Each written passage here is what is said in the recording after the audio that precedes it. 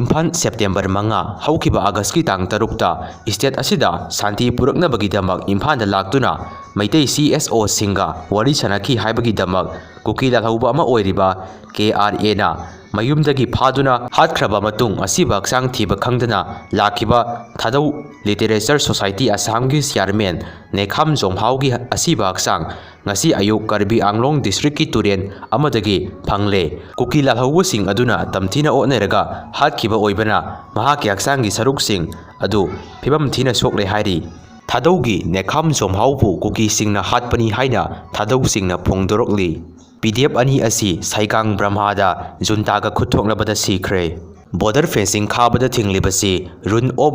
law leitaba leibak amagumna pangleida leirasi haribra Joy Kisan Makha tarakpada Rajendro Nong hariba Facebook account asidagi post ama toroi madudi iramda Manipur gi damak lanthengminaduna lakminaraba maitai amadi maitai panganbu khaidoknaba hotnaroidabani nakhoi ama anido maitai amadi maitai panganna masak khangde Manipur gi puwari nakhoi gi khutta leite sana konungda leibane puwari di haina asumna phongdorokli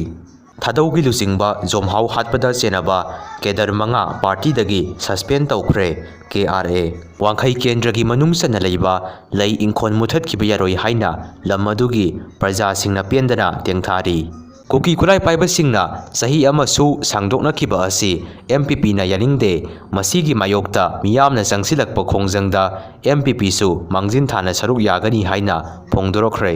Imagi maira amasung sekmai kanba nupi lupna Kusamna duna amadi PPAM gi member organization singna mateng pangbiduna ngasi 5 September 2020 ga 5 tagi hauraduna Sekmai Bazar da sit in protest athakre Modi lakpa numita BJP gi leader lauthorokpa yana leire leingak semnaba Govindas Biswajit Saitrabarta Delhi da paisinkhre hairi Thokiba nungainadaba punamak kauthoknaduna apunba Manipur ama semnasi Yumnam Khemchan Jeribam da posting taba CRPF personnel ama masa matomda nongmai caption jaduna sijakre Kuki militant singa khuyek pinaduna su amuk hanna sahi amaga sangdokhiba haibasi Manipur miyamgi apambagi mayoktani PYU Rebel group ki leader Wana kauba Kedar ama military army na hatkre location Thawawadi district KNA ki sip ama junta gi khutta sikre location Kayenne region